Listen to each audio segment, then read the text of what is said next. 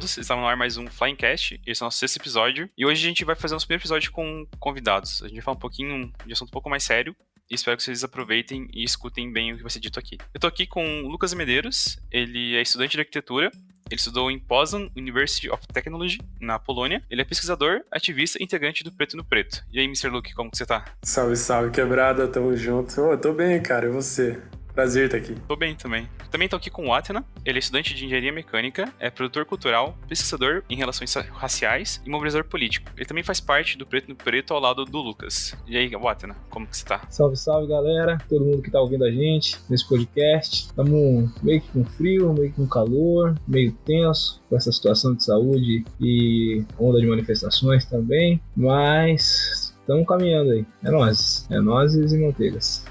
E diretamente de Portugal, eu tô com o Rui Bittencourt. Ele é advogado, professor, pesquisador, mestre em Direito e doutorando em Direito na Universidade de Minho, em Portugal. Salve aí, galera. Tô aí mais pra dar uns pitacos do que qualquer coisa, né? É bem isso. Fala um pouquinho sobre transparência aqui. O Preto no Preto é um canal no YouTube e ele faz parte da Flying Jack. O Lucas chegou com a iniciativa e a gente abraçou ela. Então, eles estão na nossa rede. E a outra transparência é que o Rui já foi meu professor no Brasil. Então, a gente tá entre amigos aqui. Eu acredito que isso é muito mais do que uma conversa entre amigos, né? A gente quer informar, falar um pouco sobre o que tá apertando o peito nesse momento e ter um diálogo e debate que possa ser relevante para todos, né?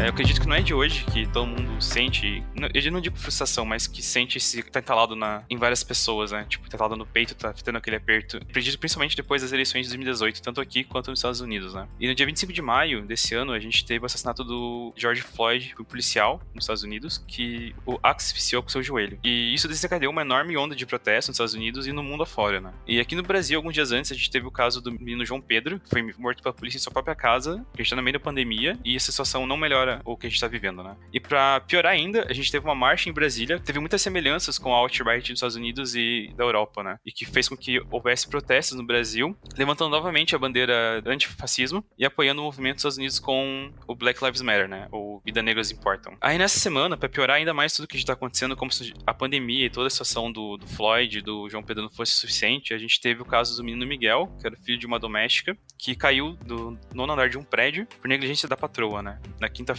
a gente teve um movimento para derrubar o Xbox Migral, um canal do YouTube que há muito tempo vem disseminando ódio pela internet. Graças ao Ricardo Regis, conseguiu tirar o canal do YouTube, da Twitch, e desmonetizar tudo que ele estava recebendo pelos seus apoiadores, digamos assim, né? Então, cara, a única coisa que eu posso perguntar para vocês, principalmente pro Atena e pro Lucas, é como vocês estão se sentindo agora, sabe? Como que vocês estão? Eu tô com um aperto no peito, eu tô ansioso a semana toda, só que eu sei que o que eu sinto não é nem perto do que vocês estão sentindo nesse momento, né? Eu não tenho nem como mensurar o que eu sinto perto de vocês. Bom, então, mano, a forma que eu tô me sentindo, vamos dizer que, infelizmente, a gente já meio que tem uma experiência com a violência, porque ela começa na nossa vida desde muito cedo, em inúmeros âmbitos, né? Não tô falando só necessariamente de violência policial, mas violência policial é uma delas. A gente vai vivenciar esse tipo de experiência dentro da escola, a gente vai ter parente morrendo, a gente vai ter amigo morrendo por conta de droga ou por conta de ser o selecionado, né, do momento.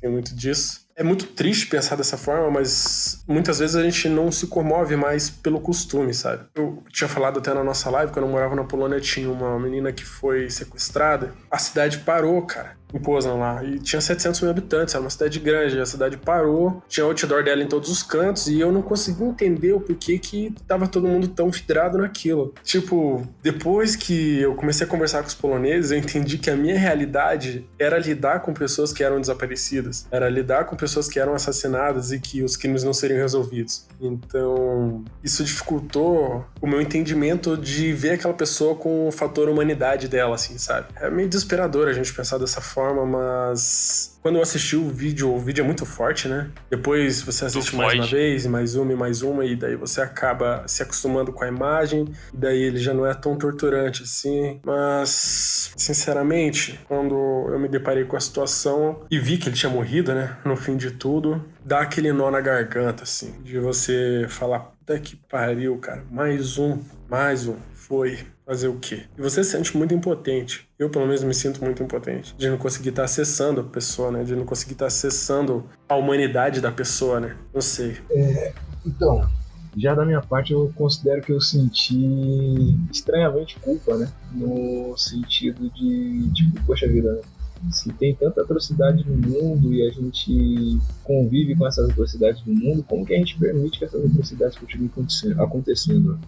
Ao mesmo tempo, aquela raiva, o ódio que é aflorado, eu particularmente já tenho bastante experiências ruins com a polícia militar em específico, com as estruturas de segurança pública, né, do nosso país, não só a polícia militar. Então, esse ódio ele vem principalmente por conta disso, por saber que é uma estrutura construída para ser uma máquina de moer gente.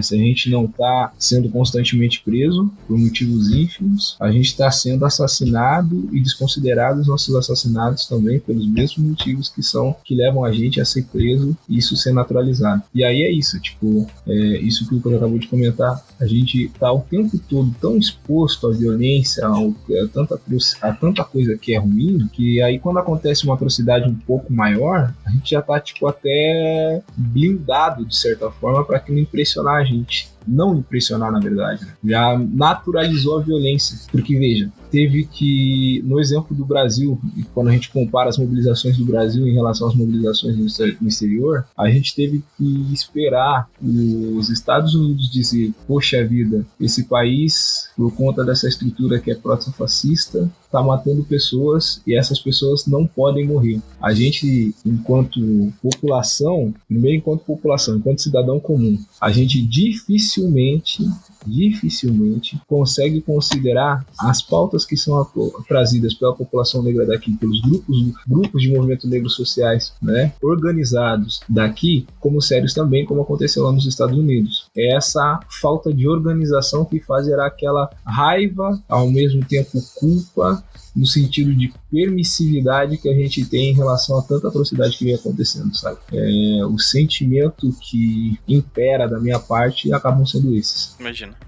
Queria saber do Rui, como que tá sendo acompanhar tudo isso de longe, sabe? Tá acontecendo no Brasil e tá acontecendo em Portugal, como que tá sendo isso? Cara, é muito diferente aqui. Teve protesto hoje, inclusive, né? Eu fui lá, foi um protesto pro padrão pro tamanho da população daqui. Dá pra dizer que foram protestos grandes no Porto e teve lá em Lisboa também. Mas é um protesto mais tranquilo, assim, até porque, na verdade, não tem a questão de oposição, né? A um governo maluco que levanta bandeiras racistas e fascistas, então dá a impressão que tá todo mundo trabalhando junto. Claro, a gente sabe, não é segredo para ninguém, Portugal é um país, tem uma tradição racista muito forte, tanto contra negros, esse racismo quanto contra ciganos também. Talvez até, eu acho que eu sinto aqui mais, assim, eu percebo um racismo mais forte, inclusive contra os ciganos. De qualquer forma, assim, até o ambiente do protesto, acho até difícil de chamar de protesto, é mais acho que a palavra que cabe é mais manifestação do que protesto. Diferente do que eu vi, por exemplo, o pessoal me mandou imagens da manifestação em Curitiba, que aí é um protesto mesmo, você tem contra quem protestar, né? Contra quem tá lá institucionalizado, mandando com o poder da caneta e fazendo as merdas que estão fazendo. Desculpa, dá pra falar palavrão? Às vezes escapa, assim. Pode falar. Dá vontade. Então é complicado, assim, é ruim você assistir de longe o que tá acontecendo na tua casa, né? E estar impedido de fazer alguma coisa, porque tem um oceano no meio do caminho e uma pandemia acontecendo. Mas, ao mesmo tempo, eu vejo que, assim, o pessoal aí tá bem mobilizado, bem consciente do que tem que ser gritado e de que tem que gritar agora, né? Exato.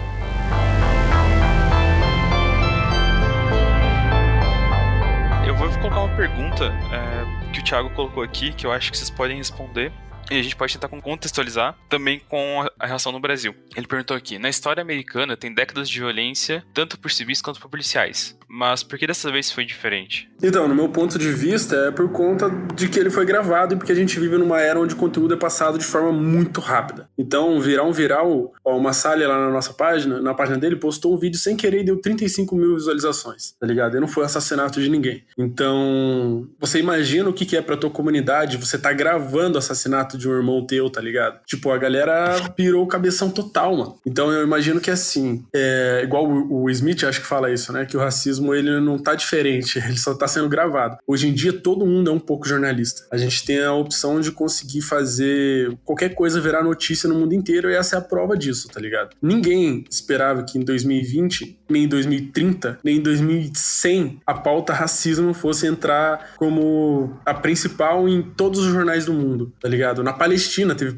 protestos do Vidas Negras Importam, tá ligado? Tipo, a coisa consegue hoje tomar uma proporção midiática muito maior, mas não é pela comoção por conta do corpo negro que tá sendo violentado. Porque se fosse por essa comoção, o jornal já seria suficiente, né? O noticiário seria o suficiente. Os dados sobre violência seriam suficientes. A questão é que a gente, como comunidade negra, consegue fazer a coisa acontecer um pouco mais facilmente agora, em questão dos Estados Unidos, né? Eles têm uma concepção diferente de movimento negro do que aqui, mas eles têm uma raiz diferente, né? Eles conseguiram se estruturar para conseguir sair para cobrar isso de alguma forma, entende? De certa forma, recebeu um apoio de alguns brancos que se sentiram culpados ali, talvez, por tô parado aqui, não tô fazendo nada, nunca fiz nada, pera aí, porra, mataram o cara mesmo. Eu conheci o cara, tá ligado? Tipo, Minneapolis não é uma gigantesca cidade. Aquilo aconteceu no meio de uma rua, no meio da cidade, tá ligado? À luz do dia. Então, tipo, extrapolou um pouco o limite do que eles estavam acostumados com a violência. Aí, consequentemente, isso vai causando emoção no próximo, e no próximo, e no próximo, e no próximo, tá ligado? Não é à toa que as manifestações chegam aqui no Brasil, que é o epicentro da doença no mundo, que é o país onde, tipo, o presidente hoje, ou ontem, não sei, acabou de tirar do ar do site do Ministério da Saúde, tipo, os dados sobre Covid, tipo, é só o Brasil e a Coreia do Norte que tá nessa situação, tá ligado? A gente saiu da OMS na contagem de casos de coronavírus. Então, tudo aquilo conseguiu chegar aqui e comover quem tava, igual o Atena gosta de falar bastante, a inércia, né? Quem tava na inércia aqui no Brasil, quem tava na inércia em Londres, quem tava na inércia na Palestina, entende? Conseguiu comover. Mas daí o problema é que agir só pela emoção não traz bons resultados, né? Se você for olhar para trás, mesmo na história dos Estados Unidos, você vai ver que existiu uma organização absurda em como o movimento negro conseguiu sair para acessar a rua, saiu para manifestar, como eles tinham uma estratégia muito bem traçada, né? Se acontecesse isso, quem que são os advogados que vão lá? Se acontecesse isso, como que a gente vai fazer para lidar com a situação? Então, eles já têm esse movimento sempre muito pronto. A Tamika Mallory, lá dos Estados Unidos, ela fala muito disso no vídeo dela. Eu sempre bato na tecla sobre ela porque ela é uma pessoa absolutamente bem informada e estruturada dentro desse esquema de estratégia para manifestação. Ela já está em movimentos feministas e antirracistas há muito tempo. Então, eu acho que chegou nesse ponto por conta da emoção, da comoção coletiva, tá ligado? E porque, tipo, a gente vive numa era onde os conteúdos são viralizados de forma mundial em questão de segundos. Complementando o que o Lucas falou também, para além dessa organização, tinha uma finalidade. Existia um fim dentro da organização, eles tinham muito bem traçados como que o racismo atuava dentro das suas principais perspectivas. E dentro das suas principais perspectivas, a violência racial à população negra e à África como destino era a centralidade dessas organizações negras nos Estados Unidos. Essa centralidade tinha como princípio um valor africano, que é o da fidelidade, que é no sentido de você deixar algo melhor para a posteridade, sabe? Diferentemente daqui do Brasil, que infelizmente todas as organizações de movimento negro não são consideradas como organizações sérias. As que se mantêm aos trancos e barrancos. A gente tem tantos exemplos que não recebem esse apelo midiático de violência racial no nosso país e que mereciam tanto quanto o George Floyd, tanto quanto o João Pedro, a mobilização do nosso país, e que não aconteceu. O que aconteceu foi uma mistura de assimilação da síndrome de vira-lata, que infelizmente o nosso país tem, que é de copiar tudo que vem de fora, mas que já está introjetado a perspectiva de branco salvador. Por que essa perspectiva de branco salvador? Porque essa galera branca que se colocou à frente dessas organizações para manifestação em favor desse movimento Vidas Negras Importam, eles não estão efetivamente preocupados com essas vidas que estão morrendo perto deles, sabe? Essa galera tá, como o Lucas bem colocou, comovida. Está comovida com uma coisa que foi gravada, com uma coisa que acontece constantemente na cidade de todas essas pessoas, que acontece constantemente com todas as pessoas negras que estão próximas deles, que aconteceu inclusive comigo muito recentemente, eu quase morri, sabe? Verdade. A gente está falando dessa galera que não está de fato comprometida, e esse envolvimento sem comprometimento é oportunismo, sabe? É isso que a gente precisa ter dimensão. Então, o que infelizmente está acontecendo é que a gente precisou passar do limite, extrapolar o limite, sabe? Virar do avesso o limite para começar uma discussão séria. Você falou uma coisa importante, que eu acho até que o Rui pode ajudar a gente nesse caso. A gente não tem como... Quer dizer, tem coisas que a gente não deve tolerar e não tem como tolerar. Mas assim, na parte que o Lucas falou sobre gravar, sobre dispersar essa mídia, qual que é o nosso limite sobre isso? O que a gente pode fazer? A gente pode compartilhar os vídeos, a gente pode gravar, a gente pode mostrar o rosto, falar nome, essas coisas. Qual que é o limite que a gente pode fazer sobre isso? E qual que é o limite de ser feito na justiça? Então, qual que é o limite que a gente pode realmente ser efetivo, compartilhar essas coisas, e quando a gente não pode fazer isso? A primeira coisa que eu acho que é importante a gente falar, a filmagem, fotografia e esse tipo de coisa em manifestações tem que ser muito bem pensada. Não pode ser feita também do calor do acontecimento ali, porque você mostrar, às vezes, a pessoa que está participando da manifestação no teu vídeo, e as pessoas têm feito isso hoje, né, para mostrar o tamanho da manifestação, para ganhar, porque isso gera movimento de adesão também, mas acabam colocando em risco as pessoas que estão participando ali, porque a gente tem que lembrar que existe gente disposta a criar problema para as pessoas, né? Perseguir. Para as pessoas que estão participando das manifestações. Tanto gente de dentro do governo, no caso aí de Curitiba, do governo estadual, ou pode falar do governo federal, quanto gente avulsa mesmo, né? Os indivíduos, tem um monte de indivíduo também, evitar palavras aqui... tem um monte de gente com a cabeça errada e que está disposta a levantar a bandeira contrária dessas manifestações e a agir contra essas pessoas, né? Então, pode levar uma pessoa, um parceiro teu ali de manifestação a ter problemas graves na vida dele depois. É só a gente ver um exemplo bem simples, e que nem tô falando de filmagem de manifestação, mas do quanto essa exposição pode gerar de problemas. Esse dossiê de exposição dos antifascistas que aquele deputado lá de São Paulo fez, né? Com quase 1.000 nomes de pessoas. Exatamente. E tem lá nome, telefone, endereço, em alguns casos a empresa em que trabalha. Isso aí, para essa horda que tá à vontade hoje, né, nas ruas, é um prato cheio para fazer merda, né? Então, assim, poder filmar, poder fotografar numa manifestação, poder filmar a ação de policial, tudo isso aí, assim, em tese pode, tá?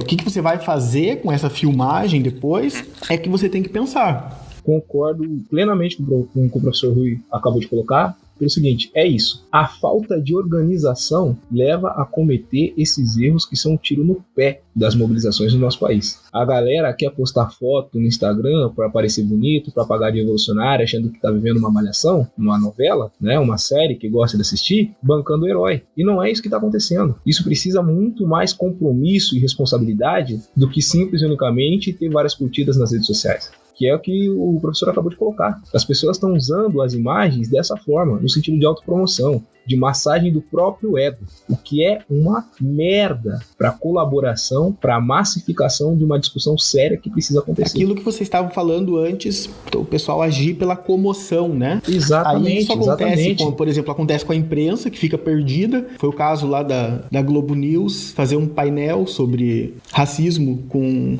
6 jornalistas brancos, né? E depois pedir desculpas e fazer um segundo painel só com jornalistas negros, mas a cagada tava feita, né? É isso, exatamente.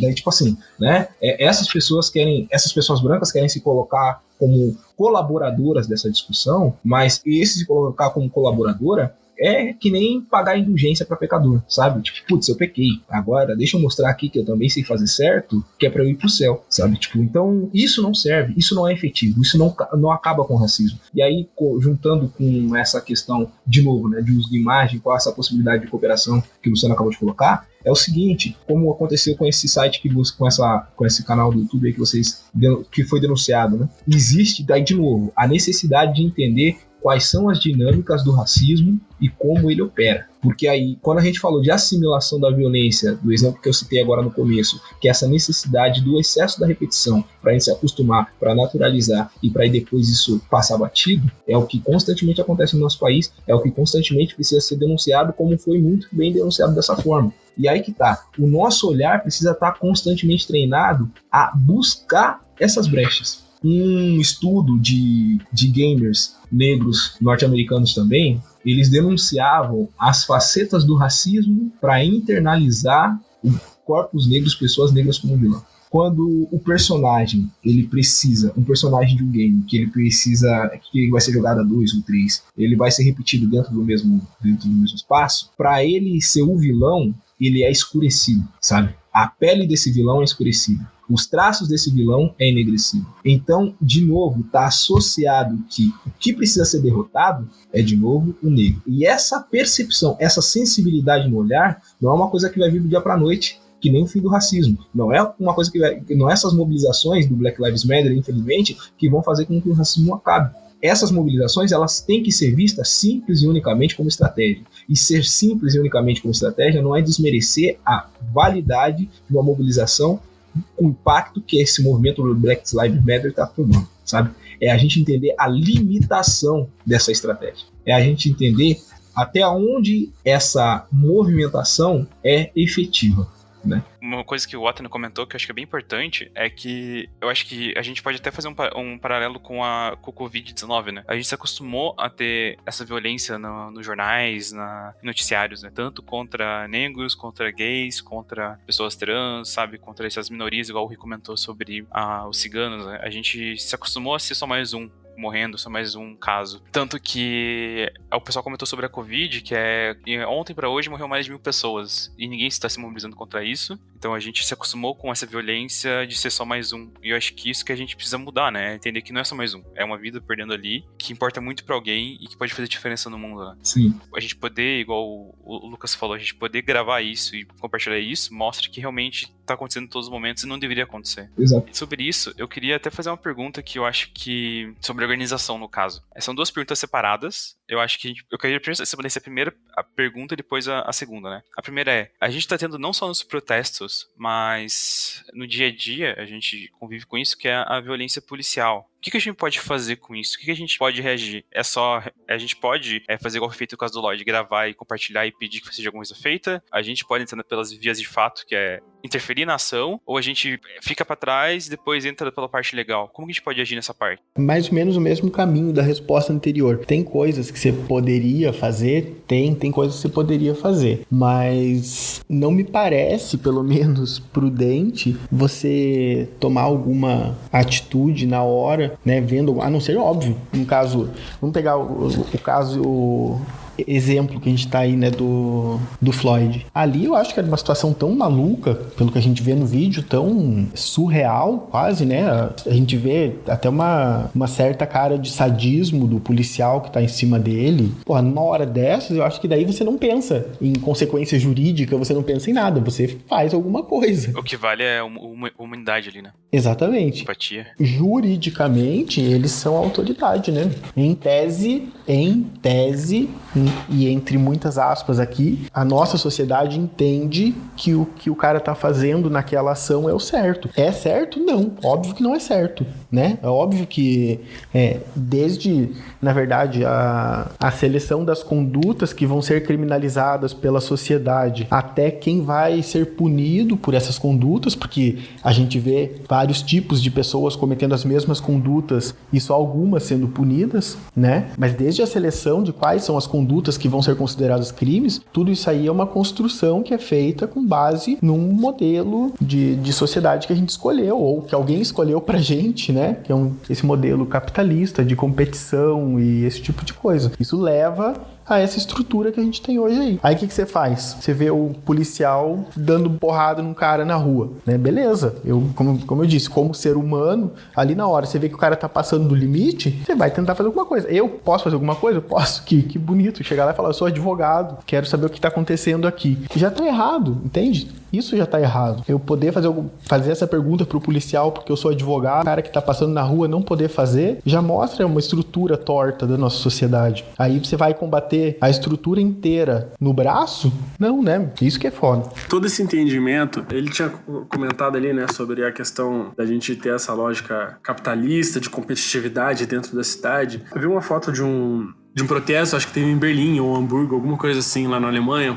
Tinha um cartaz, eu gosto desses cartazes porque eles fazem umas reflexões rápidas, assim, mais ou menos de contextualização, né, pra quem tá vendo de fora. E nele diz o seguinte, deixa eu pegar aqui. Direitos iguais para outras pessoas não significa menos direitos para você, né, não é uma pizza. Muitas das frases que a gente acaba trazendo de direitos iguais, de vidas negras importam, essas frases de tão repetitivas que elas acabam entrando. A internet, ela tem duas vias, né? Ela tem a positiva, que é quando você conseguir fazer a apresentação de um conteúdo para muita gente, e depois a massificação desse conteúdo, onde ele vai acabar entrando numa naturalização e ele já perde o valor, né? É muito parecido com a sociedade, com o jornal em si. Só que o jornal tomou muito mais tempo, né? As mídias, né? Nem precisa ser coisas tão tradicionais de estrutura de TV e, enfim, pode ser dentro da literatura mesmo, elas demoram mais, mas elas são muito bem postas e impostas dentro do imaginário da pessoa, dentro do imaginário da sociedade, né?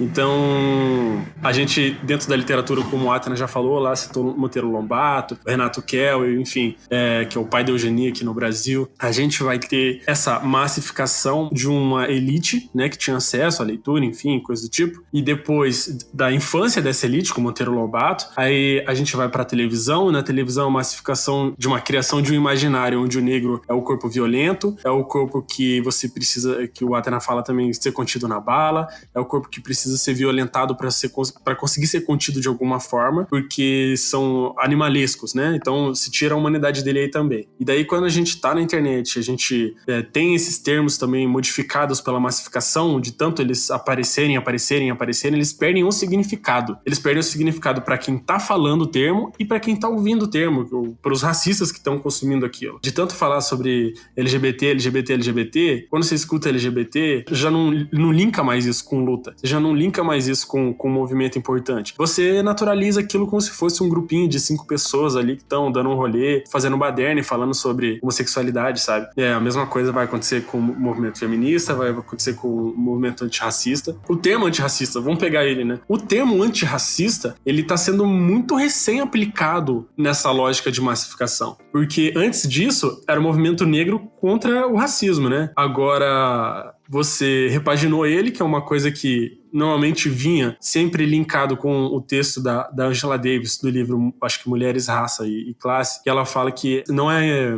suficiente ser não racista, você precisa ser antirracista. Era essa frase que sempre vinha junto. Então, o peso de falar antirracismo, né? O que é antirracismo, a lógica do antirracismo, do anti vir antes, né? Como uma coisa que vai rivalizar com aquela lógica de violência, ela tinha uma carga muito maior. Depois, de uma semana pra cá, você consegue ver o quanto se perdeu do valor dessa expressão, de ser antirracista, né? De todo mundo colocar uma foto preta no Instagram para lidar com isso como se fosse um passo para a revolução. Não é um passo para a revolução. É legal porque você está primeiramente se posicionando e você também está conseguindo mandar isso para as pessoas, né? Você está conseguindo mostrar para as pessoas, ó, eu quero ser antirracista. Pelo menos a própria pessoa que está fazendo isso vai achar, né? E algumas outras pessoas também. Para mim isso não me comove, sinceramente. Se você colocar a foto ali preta no teu Instagram, o problema é seu só. Porque aquilo ali não vai significar muita coisa pra mim. Mas quando eu olho fora da minha janela, né, eu consigo entender que aquilo ali é uma forma de posicionamento nos dias atuais. Beleza, bacana, mas é para além disso, o que você vai fazer? Porque é perigoso isso. Isso se aplica também às marcas, né? Não adianta só postar uma foto Isso. Black Lives Matter se você não age de uma forma que seja efetiva, né?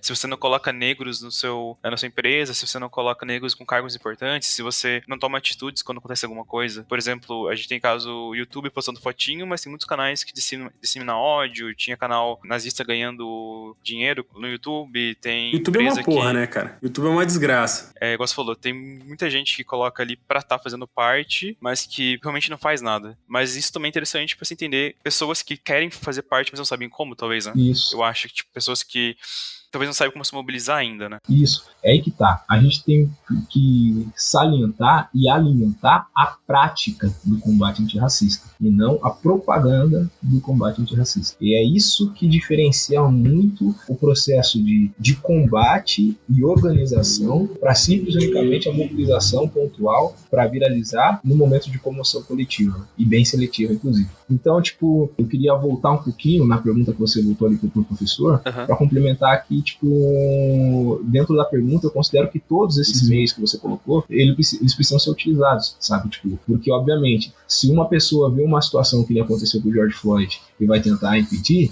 talvez as duas pessoas estivessem mortas, sabe? Mas se todas as pessoas que estão ao redor... Fato.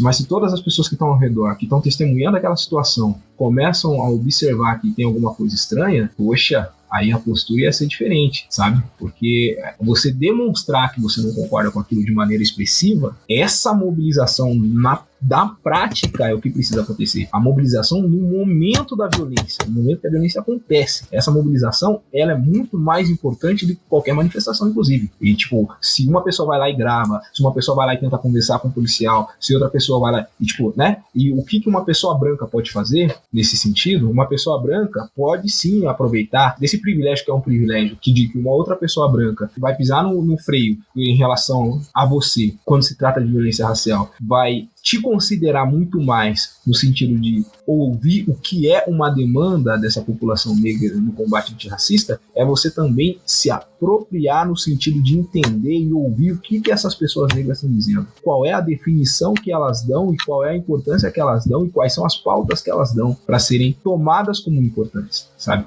Esse é o primeiro passo. Aí entra nisso que você e o Lucas acabaram de colocar, que é essa percepção de você ver o que é coerência, sabe? A gente tem essa dimensão de pegar a contradição e pegar a incoerência. A gente precisa ter a dimensão de que, quando a gente fala de contradição, é uma pessoa que usa o discurso de acordo como convém, certo? E aí, por exemplo, se eu não estou fazendo nada, eu vou falar que faço A para um, B para outro e não faço nem A nem B, certo? Para essas pessoas que não fazem. Mas daí, isso é a contradição, né? A incoerência, ela está associada à hipocrisia. Eu estou apontando o outro, mas eu estou fazendo igual. Que é isso, que é os exemplos que vocês citaram aí, que é do canal do YouTube, que são essas agências de moda, que são todas essas redes de propaganda que estão querendo fazer marketing e ganhar dinheiro em cima da violência, do assassinato e da morte de pessoas negras, sabe? Essa percepção prática de como que é o combate prático, o combate cotidiano, a contribuição para essa discussão ser séria e gerar resultados práticos sensíveis na realidade das pessoas, é essa dimensão que todo mundo precisa ter, seja você branco, seja você negro, sabe? Sim, e aí, de novo, dentro dessa efetividade do que é o discurso que você, a narrativa que você tem em relação à prática que você executa, certo? Obviamente que o que vai isentar as pessoas brancas de se aprofundarem disso é a justificativa de que não é meu lugar de fala. Não é o lugar de fala, mas essa responsabilidade é uma responsabilidade muito mais branca do que negra, porque o fim do racismo não é o negro acabando com o racismo, é o branco deixando de ser racista. Essa é a primeira percepção e o primeiro entendimento que todas as pessoas brancas precisam ter, sabe? E deixar de ser racista é, inclusive, não entender o que é esse racismo, que essa pessoa negra está acusando, Perfeito. que essas pessoas negras estão acusando, que essas organizações negras estão acusando. E aí que tá. Dentro dessa prática de combate, a gente tem, de novo, a estrutura do capitalismo que constantemente é colocada, né, como exploração de pessoas negras, como exploração do racismo. Mas o racismo vem anterior ao capitalismo. A estrutura do capitalismo que a gente tem hoje, ela foi construída a partir da escravização da população negra. Então a prioridade é esse enfrentamento ao racismo. Deixa eu fazer a pergunta então do outro lado da moeda agora. E da violência dos manifestantes? O que vocês pensam sobre isso? A gente teve, vou citar por exemplo nos Estados Unidos, ó, a gente teve quebra de lugares, incendiaram lá, acho que a delegacia ou um prédio, Minneapolis lá. Então, vocês acham que essa até que em Curitiba a gente teve a quebra de algumas fachadas. Posso fazer um comentário bem rapidinho só? Pode. Tipo, mas é o Rui falando, pode. Não tô falando em nome de nenhuma instituição, nada que eu tenha vínculo, tá? Eu penso assim, o argumento principal da galera isso é violência gratuita, e violência gratuita não pode. Eu acho que violência gratuita não pode. Nessa parte eu concordo. Agora, que essa violência é gratuita, eu não consigo concordar. Eu acho que essas pessoas, quando as pessoas quebram o ícone máximo, né, a vidraça de um banco, ou alguma coisa que seja algum símbolo da posição do governo, de que existe um governo naquele lugar, e se o governo é um governo opressor, se o governo é opressor, se o banco é opressor, se a polícia é opressora, e essa opressão tá no cotidiano dessas pessoas, e se essas pessoas estão tomando essa atitude é porque saturou de um jeito que elas precisam extravasar, e essa violência deixa de ser gratuita, né? Exato. É isso. Eu acho que assim, o protesto violento, ele é o privilégio branco sendo escancarado, assim. Porque eu me colocando, né? Isso eu tô relacionando com a manifestação que você citou aqui de Curitiba, né? Que é um lugar onde tem muito branco. O protesto violento nessa situação, eu sobra branco, tem excesso. Mas eu tendo o entendimento racial que eu tenho hoje, eu não iria pra uma manifestação dessa pra colar, pra quebrar coisa, quebrar banco. Acho que tem que incendiar banco? Acho que tem que incendiar a prefeitura? Acho. Mas eu não vou ser a pessoa que vai estar fazendo isso. Porque eu sei de todos os encargos que eu posso sofrer a partir do momento que eu acessar esse tipo de violência, tá ligado? Eu sei que vai sobrar pra mim. Eu sei que entre eu ser preso e o meu amigo branco ser preso, seja rico ou pobre, vai sim. Lá naquela parada que a gente falou sobre imaginário, sobre consciência social do policial, ele vai me escolher. Não precisa nem estar fazendo violência, né? É só ver o exemplo lá dos jornalistas da CNN nos Estados Unidos, que um foi preso e o outro não. Sim. Só ver o caso do Rafael Braga no Brasil, em 2013. E daí, tipo, com isso, o ato violento dentro da manifestação, ele já é excluído, pelo menos da minha parte, assim, né? Na questão da lógica, não tem como eu ir reproduzir isso, porque é tipo um tiro no pé e um outro na cara, tá ligado? É a mesma coisa de eu, sendo negro, topar ir pra uma manifestação no meio de uma epidemia global, onde eu tô dentro do epicentro dessa epidemia. Também não tem lógica. Se eu for olhar pela perspectiva da saúde pública, né? Das condições de acesso que eu vou ter a essa saúde pública, se eu estiver contaminado, do quanto eu vou prejudicar a minha estrutura familiar caso eu seja contaminado, e consequentemente todos eles vão ter acesso a essa saúde pública, não tem por que eu fazer isso, tá ligado? Não tem lógica, nada vai me convencer que tem lógica. Eu entendo todas as questões que tem por trás de, meu Deus, o momento político tá foda. Realmente, cara, pra quem tá protestando aí em Portugal, deve ser da hora ir pra manifestação. Porque você não tem que tá lá pra lutar contra um presidente psicopata, tá ligado? Você não precisa fazer isso. Agora, aqui a gente precisa, eu entendo toda a comoção, toda a emoção, toda a necessidade de ação que as pessoas estão tendo, ou entenderam que precisam ter a partir de agora, mas não tem lógica. E a violência se aplica da mesma forma, na minha perspectiva. Mas posso eu fazer uma provocação pra vocês, mano? Posso fazer um comentário antes, professor? Rapidinho. Eu também queria fazer um comentário antes da provocação. Eu acho que assim, que a violência mais gratuita que a gente tem é o policial enforcando o Floyd, o policial batendo nos manifestantes. Tipo, cara, o que é mais gratuito que isso, sabe? Isso. O cara já vai algemar o outro, já tá na posição que Rendido, né? posição frágil, e o cara já parte pra violência dessa maneira, sabe? Tipo, totalmente desnecessária. Eu acho que isso é... Ele já tava algemado, né? Exato, tipo, não tem mais o que fazer. O cara já tá ali indefeso, o cara já tem nada como fazer. É só botar na viatura e levar, sei lá, pra delegacia ou fazer a abordagem ali mesmo. Tipo, isso é desnecessário. Isso é uma coisa que agride muito mais do que uma vidraça, do que um banco quebrado. Porque, querendo ou não, tipo, igual eu já comentei muito com o Lucas e Quatna. Por mais que meu pai seja negro, eu não tenho a cor negra. Eu tenho privilégios que vocês não tenham, que não vão ter por causa disso. Esse tipo de pessoas que tem esse privilégio só vão sentir quando vem do bolso, quando vê realmente que essa pessoa não aguenta mais, e o jeito deles destilarem isso, tirarem isso do corpo, é quebrar alguma coisa pra ser notado. Porque se ele tá na rua andando, as pessoas notam ele de uma maneira negativa, as pessoas atravessam a rua, as pessoas escondem a bolsa, sabe? E isso é uma maneira de mostrar, eu tô aqui também, eu importo, não é só o cara que tem dinheiro pra pagar um hospital, que tem pra depositar no teu toda semana no teu banco. Eu acho que isso é uma maneira de se ser visto também, sabe? Exatamente. Eu queria complementar no seguinte sentido, né? Que, tipo, a pergunta inicial foi da validade, né? Que a gente achava em relação a essas violências. É conectar com a pergunta anterior, tipo assim, qual que é a prática racista de todas essas estruturas, sabe? A prática racista de todas essas estruturas é de não disponibilizar, primeiramente, emprego para pessoas negras, especialmente em cargos de poder, sabe? É desconsiderar a possibilidade de crescimento profissional dessas pessoas negras dentro do seu espaço de trabalho. Então, tipo, se existe uma justificativa, ela não é só simbólica, ela é prática, ela é material, ela é concreta, ela ataca diretamente, toca diretamente a realidade de todas as pessoas negras. Se existe a necessidade de violentar uma loja que foi saqueada, é porque constantemente saqueada e queimada, né? É porque constantemente dentro dessa loja essa pessoa negra é perseguida. Então existe uma necessidade, um simbolismo, e não só um simbolismo, mas existe também uma justificativa prática de como que essa violência racista toca todo e qualquer corpo negro para qualquer uma das estruturas que foi depredada. Para qualquer uma das estruturas que foi depredada. Então, a dimensão que a gente precisa ter de como é o racismo na prática é para que esse tipo de dúvida não seja corriqueira. É para que esse tipo de situação não volte a acontecer. Porque a gente tem todo o direito, como a gente bem colocou já na nossa página, de incendiar, de queimar, de quebrar, de destruir um país que a gente construiu de graça, à força. Qual que seria a provocação que o Rui quer colocar aí? Cara, assim, vocês falaram, porque fazer a manifestação em Portugal, porque não tem, né, a situação política é outra, esse tipo de coisa, e eu concordo, eu entendo perfeitamente, né, que aqui as pessoas irem pra rua, elas não estão nem tão sob ameaça de que vá acontecer alguma coisa com as pessoas que estavam lá na manifestação.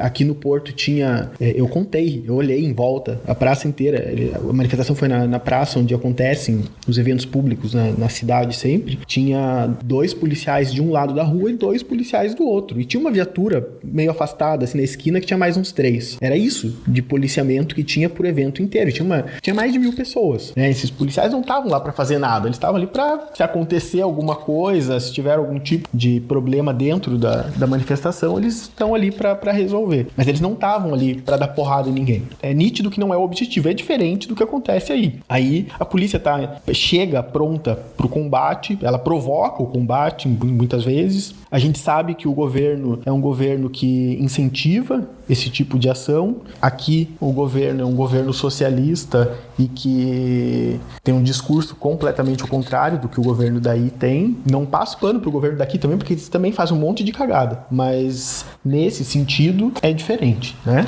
Não é assim, se a gente pensasse na manifestação como eu quero um resultado. Você se manifesta porque você quer um resultado. Não é mais urgente a manifestação no Brasil do que aqui. Aqui pra mim foi um passeio no parque, meu. Não foi uma manifestação, entende? Não digo que o modelo de manifestação seja o único possível, o que foi feito já e o que provavelmente vai ter amanhã, né? Acho que pelo menos algumas manifestações devem acontecer amanhã, mas não é mais urgente que ocupar a rua aí do que aqui? Então, Posso responder?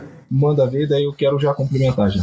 Sobre a questão de urgência, é nítido, assim. Aqui o bagulho tá em outro patamar, assim. Acho que dentro das democracias do mundo, que realmente tem democracia, né? Tô falando da República Democrática do Congo, esses lugares que, tipo, são pseudo-ditaduras, assim.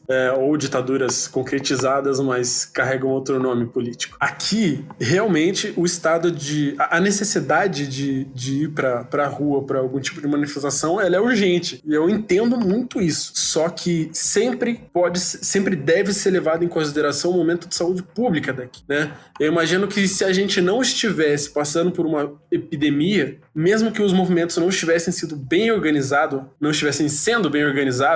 eu toparia de ir, entende? Eu toparia de experimentar, de ver como que tá sendo, se vale a pena eu continuar, né? Dentro dos perigos que tem pra minha pessoa. Igual a gente falou na nossa live, eu não tô disposto a morrer pela causa. Eu sou jovem demais pra morrer pela causa, tá ligado? Então, tipo, a gente tem que levar em consideração, sendo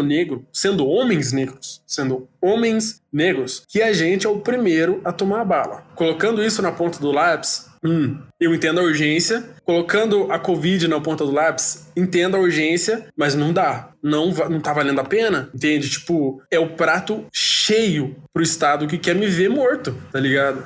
Tipo, eu vou fazer esse favor pros caras. É sério, tipo, a galera, a esquerda, né, dentro de todo mundo que tá indo manifestar, vou fazer um bololô de esquerda. Esse bonde todo de esquerda indo pra rua no meio de uma epidemia de Covid é tão bom pro governo, quanto é maravilhoso pra mim, eu, Lucas, ver um monte de bolsominion amontoado lá cumprimentando o Bolsonaro. Porque pra mim, aquela galera ali pode morrer 50%, vai me fazer um favor. Tá ligado? Desculpa aí se alguém não concorda com isso, vai tomar no cu. Eu, sinceramente, aquele bonde ali pode morrer metade, tá ligado? Um bando de psicopata que a gente não precisa no país. E não vão fazer parte da luta antirracista, tá ligado? Se você não vai fazer parte da luta antirracista, eu não faço questão de te ver vivo. Mas pro Estado ver eu, o Atena, mais um monte de gente preta de Curitiba, desse pouco que tem aqui, né, que tá apto a fazer uma manifestação de movimento negro, tá apto a tentar algum tipo de organização, a criar estratégias de manifestação. Ver a gente dando a cara no movimento antifascista que não tá pela gente naquela porra, que vai começar a quebrar as coisas com a responsabilidade política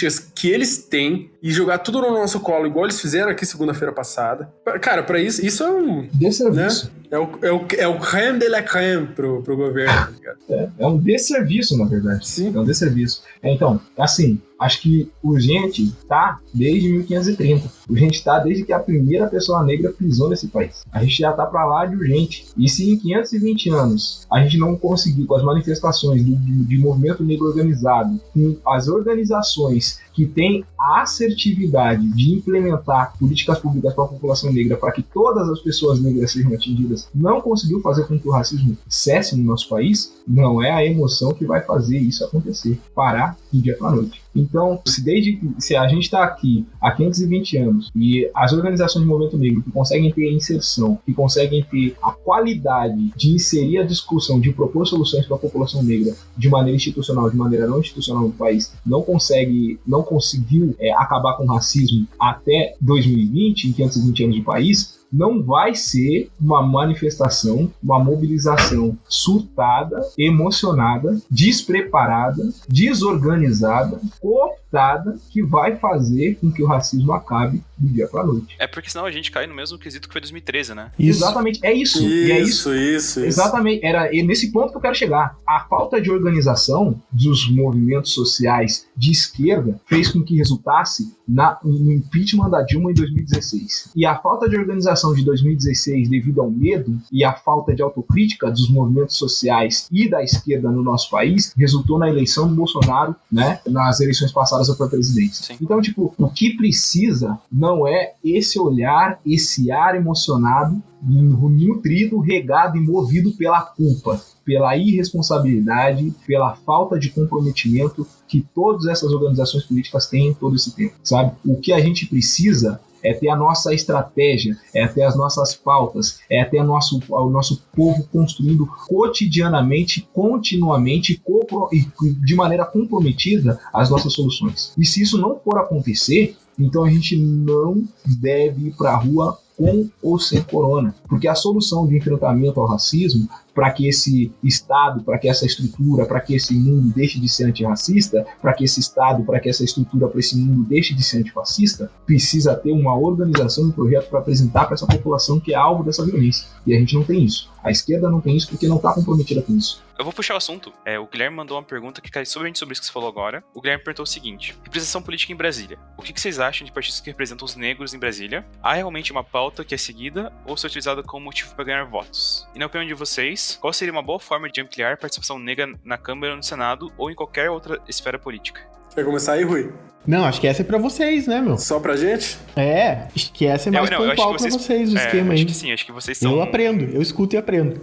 Exato. Então, beleza. Bom, como o Atena gosta de falar por último e falar mais, eu vou dar essa oportunidade pra ele de novo. Cara, não existe. Não existe partido político no Brasil que esteja lá dentro da Câmara, do Senado. Não existe partido político que defenda causas do movimento negro. A esquerda não faz isso, nunca fez. Se isso fosse verdade, assim como... Eu já vou fazer um paralelo com o Obama nos Estados Unidos. Mas se isso fosse verdade, a esquerda que ficou de 2002 até 2014, 2015, né? digamos, teria feito alguma coisa, tá ligado? Isso, eu não sou anti-esquerda, pelo amor de Deus, não é essa a questão. A questão é que ninguém nunca fez pela gente e ninguém vai fazer pela gente a não ser a gente. A gente tá sozinho nesse barco, entende? Eu acho muito bom, inclusive, nesse momento, aparecer toda essa luta antirracista. Sabe quando que ia ser o ideal pra isso aparecer? Próximo de uma eleição, tá ligado? Eu vi que a Benedita da Silva agora vai se candidatar, se não me engano, a prefeita do Rio de Janeiro, alguma coisa assim. E, tipo, ou a gente vai começar a ocupar esses espaços, a gente mesmo, parte do movimento negro vai estar lá. Ou a gente não vai ter representação, não vai ter tentativa de luta de causa. O Atlas acabou de falar, desde 1530 o problema começou. E até hoje, 2020, ele não foi resolvido. Se existisse algum partido político lá dentro apto a tentar desfazer uma construção racista, institucional, estrutural, já teria feito, ou pelo menos começado. Cota, dizem até a música da Bia Ferreira que fala cota não é esmola sim, tá ligado? Tipo, ela aparece como esmola pra gente. Tipo, se você for entender a lógica estrutural do racismo e como ele se aplica dentro das políticas nacionais, a cota é a esmola. Quer dizer que ela não deveria existir? Obviamente que não, pelo amor de Deus. Não é isso. Mas eu não consigo, não existe dentro da minha concepção nenhum partido político, nenhum movimento político, a não ser o movimento negro, que vai lidar com as pautas de movimento negro, que vai lidar com as pautas de corpos negros nesse país, tá ligado? Eu não consigo enxergar isso. Chorei com o meu menino agora. É isso. Então, complementando, que o Lucas muito bem colocou, mano, primeiro é isso. Não tem que tirar nem pôr. Realmente, quem vai lidar de maneira séria com questões raciais, com a pauta racial, com uma política para ser aplicada para a população negra, são os movimentos negros organizados, né? Se esses movimentos negros organizados propõem uma pessoa para sair para o partido X, para o partido Y, é porque esses movimentos negros organizados não estão organizados enquanto organizações, não se coligaram enquanto organizações. Para existir uma alternativa de partido, inclusive, para a população negra, sabe? Um partido efetivamente negro. Essa falta de comprometimento por parte da esquerda é nutrida, é alimentada exclusivamente no núcleo de estrutura de dentro dos partidos. Então você vai ver as lideranças dos partidos, quem está acima dos cargos de tomar a direção dos partidos, quem é a maioria das pessoas filiadas dentro dos partidos são as pessoas brancas. Quem ganha, quem recebe um salário dentro do partido são as pessoas brancas, pessoas negras, pessoas que estão dentro desses grupos identitários mais vulneráveis, são simplesmente a que paga a mensalidade, a que constrói a política de base, a que faz trabalho braçal. Os partidos políticos não estão empenhados, não estão interessados dentro de um projeto de emancipação para a população. Eles estão empenhados em um projeto de poder partidário, individualista, nutrido no ego, né, e extremamente arrogante e mesquinho. Infelizmente é isso. As pautas da população negra, a morte da Marielle, ela também foi utilizada para cooptação e para promoção do pessoal, né? E aqui nesse momento eu estou sendo bastante incoerente porque eu mesmo sou filiado, sabe? Mas aí que tá, a nossa falta de alternativa de organização, né, de alternativa para organizações, faz a gente se submeter às organizações que estão minimamente mais alinhadas dentro da nossa perspectiva. Fato. Então a gente também acaba se tornando refém, né? Posso fazer só mais uma coisinha? Só um adendo? Pode. Galera aí a galera que estiver acompanhando a gente, teve uma reunião para falar, acho que se não me engano, ou sobre racismo ou sobre educação, alguma coisa assim, da elite do PT. Eu acho que foi no começo desse ano ou foi pro final do ano passado. Vão atrás dessa foto aí na internet. É rapidinho, só pesquisa aí. Reunião do PT, não sei o que, todos os representantes do PT. Se jogar um foco de luz ali, mano, ninguém enxerga. De tanta gente branca que tinha naquele lugar. E faz isso em todos os outros partidos. Vai ser exatamente a mesma coisa, sabe? Então, tipo assim, não existe um comprometimento de promover lideranças negras sérias, entendeu? Existe uma necessidade de cooptação, de aparelhamento das nossas pautas para a promoção. É isso que existe. Aí, assim, qual que é a nossa alternativa dentro disso? Qual que é a possibilidade de pessoas negras construírem suas soluções? Qual é a possibilidade de pessoas brancas contribuírem para a sua construção de soluções? É o seguinte, potencializar, colaborar, construir e colaborar para a construção, quando não vai construir junto, dessas organizações negras que são sérias. Incentivar a autogestão, incentivar que grupos de pessoas negras tenham somente pessoas negras e não olhar para isso como racismo reverso, sabe? Porque se existe um projeto político de pessoas brancas de emancipação, que são esses grupos socialistas, antifascista, comunista, anarquista, feminista, taxista, motorista, e tudo isso aí que existe, sabe?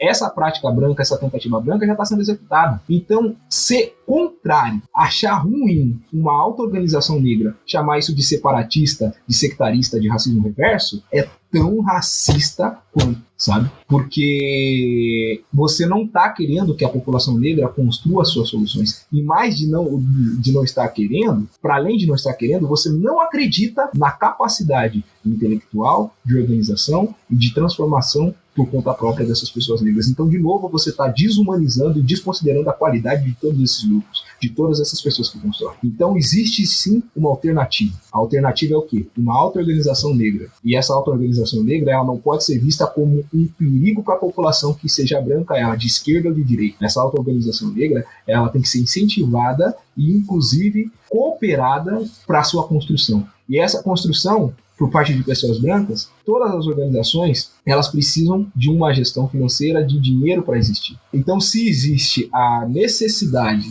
de construção, existe a necessidade também de independência financeira, para que essas pessoas que estão construindo possam focar na construção dessas soluções. Não ser dependente dessa máquina do capitalismo, que é uma máquina de moer gente, que é uma máquina de tomar o nosso tempo de produtividade, de construção criativa, sabe? Então, existe a possibilidade de você ser antirracista na prática, se você é uma pessoa branca. Existe uma possibilidade de você matar no peito a transformação da sua realidade por conta própria, não esperando chegar um Messias negro se você é uma pessoa preta. Seja você o agente da transformação do mundo que você quer ao teu redor. Parênteses aqui rapidinho. Eu fui atrás da foto que o Lucas falou e de todas as fotos eu achei que uma ou duas que tem uma pessoa negra só do PT. Bem foda isso mesmo.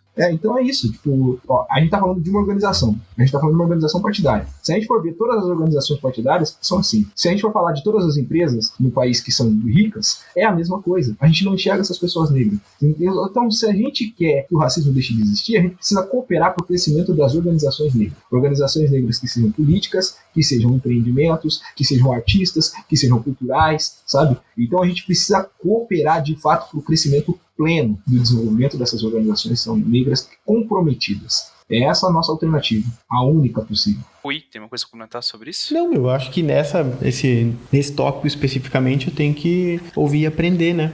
Eu acho que todo mundo, né? A gente tem que ouvir, aprender, continuar fazendo isso, não só no momento que sobe a hashtag, né? Sim. Isso. Exatamente.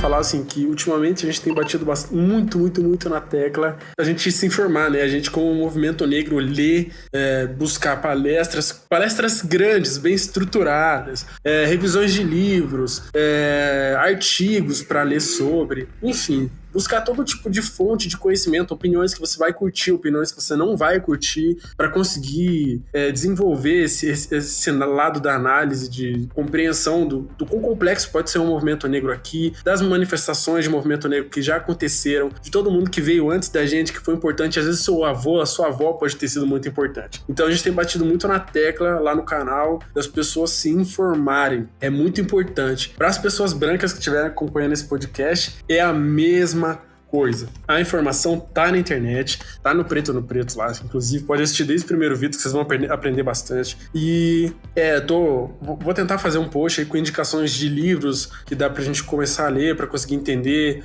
enfim, tá dado o recado, é isso aí. Só complementando também pra me dar tchau, pra além de se informar, galera, prática. A gente só vai transformar a realidade praticando essa realidade. Então é isso, né? É a mente, é o corpo, é a vida de maneira plena, entendeu? Todo mundo buscando essa construção coletiva, essa emancipação, essa luta antirracista. Muito obrigado de novo aí pela participação. Pô, imagina. Por convidar a gente aí, né? E é isso, galera. Beijo e Rui, antes do encerramento, tem um comentário que deixa de colocar? Eu quero só agradecer o convite para participar e agradecer principalmente a aula que eu ganhei de vocês hoje aí, né? Galera, então, eu acho que a gente falou bastante sobre hoje, né? A gente falou bastante sobre o assunto. Eu quero agradecer vocês por participar do podcast de hoje, por aceito esse convite. E espero de coração mesmo que a gente possa gravar, sei lá, mês que vem, semana que vem, e poder falar sobre assuntos mais leves, assuntos que vocês gostam também de falar, né? Eu sei que o Luke gosta de falar sobre a viagem que ele fez pra Polônia, a arquitetura. O Watana tem várias coisas que ele faz, eu já vi, de festas e movimentos que a gente pode abordar com um clima um pouco mais alegre, né? Eu acho que a gente tá meio apertado com esse sentimento no peito, que não tem como falar de outra coisa a não ser o que tá rolando agora, né? Então, novamente agradecer. Se vocês quiserem fazer o jabá de vocês aí do Preto no Preto, fiquem à vontade. Manda lá, Watana. Então, minha galerinha, todos os ouvintes, não perde, por favor, o nosso date de toda segunda-feira, sabe? Vem no Bololô Haha com o Lucas e eu. A gente vai incentivar vocês a construir, incentivar vocês a pensar, trazer referências e também ser referências práticas na vida de vocês aí, entendeu? Lançar os nossos desafios aí intelectuais aí para vocês conseguirem acompanhar a gente também. Chamar no probleminha, chamar na treta, chamar nos contatinhos, chamar os inimigos, chamar as amigas, chama a avó, chama o date, chama todo mundo para se encontrar com a gente no nosso date de segunda. Beijo e queijo, viu? Forçando aqui, é @preto no preto, com 2 Os, o último preto no Instagram, e o canal do YouTube é Preto no Preto. Vai ter na descrição o link pra eles. E quero agradecer também o Rui por ter se me dado esse tempo. Eu sei que em Portugal lá já é bem noite agora, por causa do fuso. Eu também espero que ele esteja presente nos nossos próximos podcasts, né? A gente teve umas conversas muito boas durante a faculdade, e sei também que na parte de direito envolvendo direitos autorais, ele pode ser um complemento muito bom pro podcast. Então, Rui, muito obrigado pela sua participação. Eu que agradeço. Só chamar que tamo aí. Se alguém quiser te acompanhar, onde que podem te encontrar? Eu tô no Twitter, minha arroba é Rui Bittencourt. No Instagram é Bittencourt Rui, o contrário. E eu tô no Facebook também, mas eu não passo muito por lá, não. Eu fico mais no Twitter e no Instagram mesmo. Vou colocar os links lá também. Então, gente, muito obrigado por participar. Eu agradeço imensamente a opção de vocês. E espero que a gente possa ter dias melhores pela frente. Então é isso. Até mais. E pensem bem a respeito desse podcast.